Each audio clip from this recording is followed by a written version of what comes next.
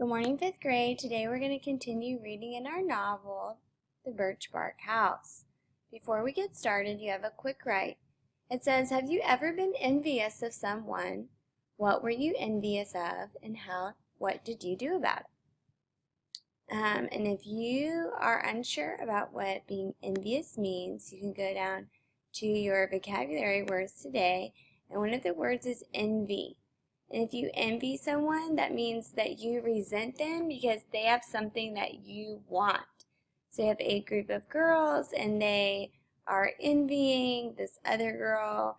Maybe they like her dress, maybe they like her purse, maybe they like her confident attitude.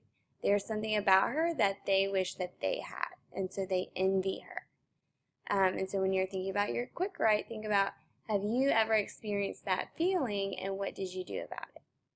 Press pause to write down your answer and play when you're ready for the focus question. It says, what do Amachius's vast evidence reveal about her as a person and her relationship with nature? What motivates her to act this way? And then we're going to do the rest of our vocabulary words. The first word is isolated, and that's where you're far away from people, places, or buildings. So this polar bear is isolated on his little block of ice. And then the last one is disdain, and that's when you feel like someone or something is unworthy of your time, unworthy of your respect. And so a lot of times you make this face. So Bill Cosby has disdain on whatever someone said to him. All right. Turn the page in your notes, and we're on page 19 of your text in chapter 2. And instead of, Amachius yesterday did not want to tan the moose hide in the morning, so she tried to sneak out.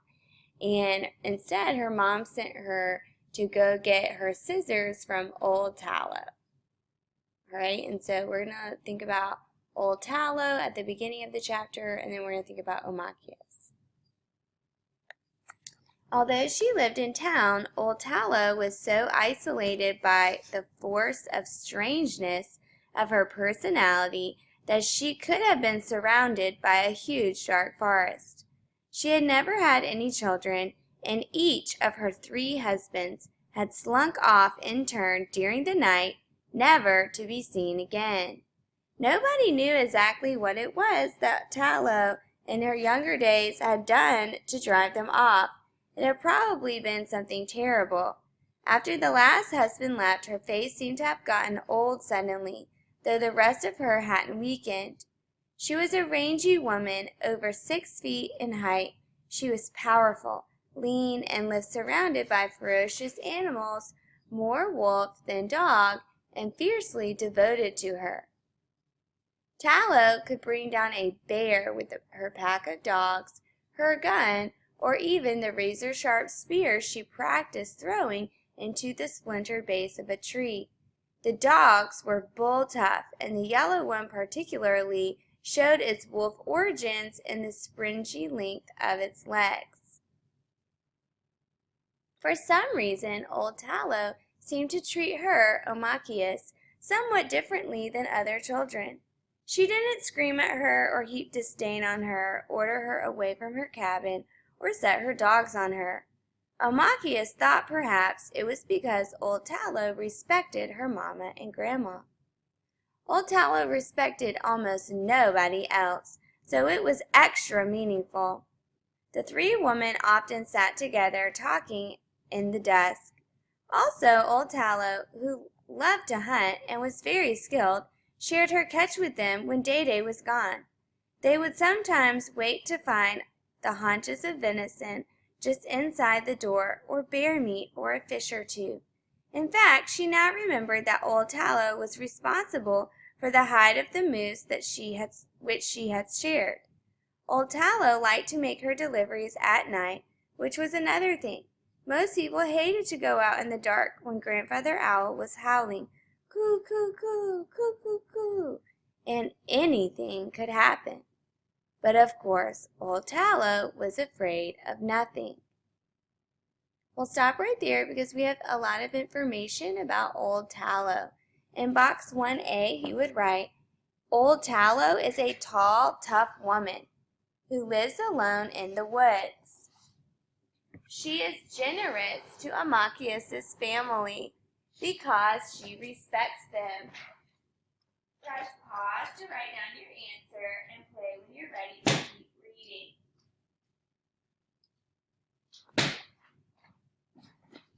We're going to keep reading, and this time we're going to listen out for the setting, and we're going to listen out for what Amachius is doing. We're at the top of page 21. Amachius approached Tallow's cabin warily because of the dogs. She stood in a moment at the end of the trail, gathering her confidence before she rounded the corner. One dog in particular seemed to hate her, the big yellow one. Amachius was careful not to startle him or gaze too long into his mean, clouded eyes. Once he had snapped at her and worried the sleeve of her dress. There he stood now to bar her way to Tallow's door. Amachius screwed up her courage, breathed calmly. She walked forward, shoving him aside as though she had not a care for his dripping teeth. She got ready to deliver a hard kick if he lunged, and walked past him without showing her fear. The dog bristled at her, baring its teeth in an ugly snarl, but let her pass by. The other dogs, the black, the brown with the lopped-off tail, the small whitish one, and the droopy orange runt, merely looked alert and regarded her with neutral interest. Old Tallow's cabin was small, neat, thickly mudded between the logs. There was a log bench beside the door. Sure enough, Old Tallow sat upon it, smoking her pipe. A fragrant curl of sweet kinnikinick smoke stirred from the red stone bowl. As though she had known Amachius was coming for the precious scissors, Old Tallow had them on her lap, safe in the bead-decorated pouch of red trade wool that Mama had made especially to hold them. We'll stop right there because we have information about the setting and Amachius. In box 1B, we would write, Amachius is afraid of one of Old Tallow's dogs as she approaches the cabin. But Amachius walks past him without showing her fear. Press pause to write down your answer and play when you're ready for the setting. And for the setting, we know that Amachius is on her way to Old Tallow's near town, and she needed to get Mama's scissors. So in box 2, we would write, Amachius walked through the woods to Old Tallow's cabin in the morning to retrieve Mama's scissors. Press pause to write down your answer and play when you're ready for the quote. And you would write down this quote at the bottom of page 21. As though she had known Amachius were coming for the precious scissors, Old Tallow had them on her lap, safe in a bead-decorated pouch of red trade wool that Mama had made especially to hold them. Press pause to write down your answer and play when you're ready to keep reading. We're going to look out for the problem. "Anine, little skinny one," she growled. Old Tallow's legs stuck out like poles. Tattered moccasins flapped on her wagging feet as she drew impatiently upon her pipe. She tamped the bowl of the pipe with huge hands. Her arms were long and swiny. The old blue dress she wore was trimmed with the teeth of a fox at the collar, beaded halfway around the scraggly ribbed hem. Tallow, in her galloping hunts through the woods, was hard on clothes and wore out her moccasins, one pair right after the next. Even now a toe stuck out from her ripped front seam. She tucked her braids up underneath a man's hat, a white man's hat with a heavy brim. She was hardly seen without it, even in her own house. In the band of hair that always, in the band of the hat, she always wore a little gold-shafted feather.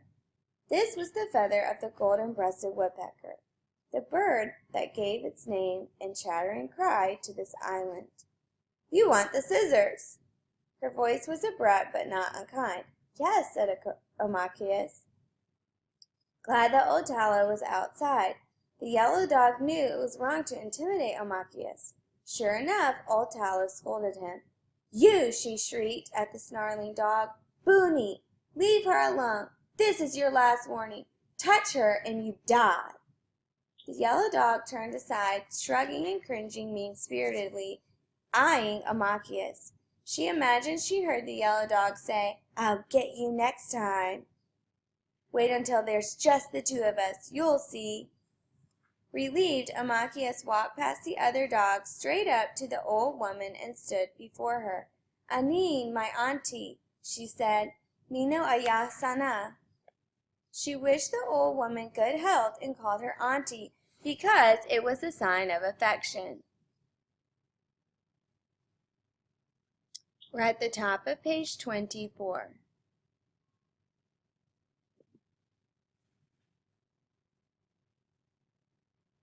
Though Omachias was really not sure exactly what she felt.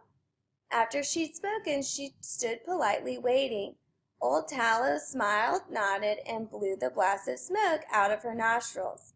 Then she put her hand into the pouch at her waist. She rummaged around for a bit and suddenly drew forth a small, grime-covered lump of maple sugar, rock hard and wonderful.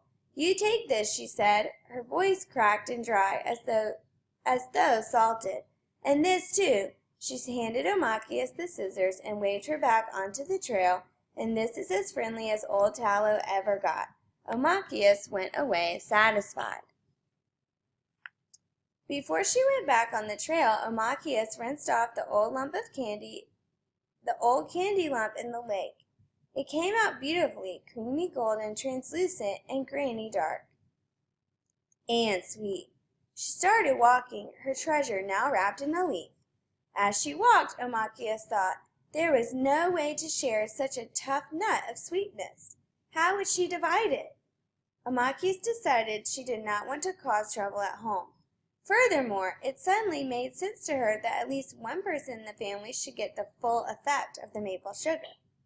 She popped the whole thing in her mouth, all at once. It would save problems. The lump was delicious, tasting of spring sweetness and the inside of trees. Besides, Omachias reasoned, as she walked contentedly along, the taste of sugar would save her from eating every one of the berries she was sure to find on the path. Omachias' feet moved slower and even slower yet. For one thing, the moose hide waited. For another, she was still angry at her older sister and didn't want to see Angeline. She could still feel her sister's foot pressing hateful on her back. If only there were some way to impress Angeline, cause her envy to make her say, "Can I have some of those berries? Please, please, please."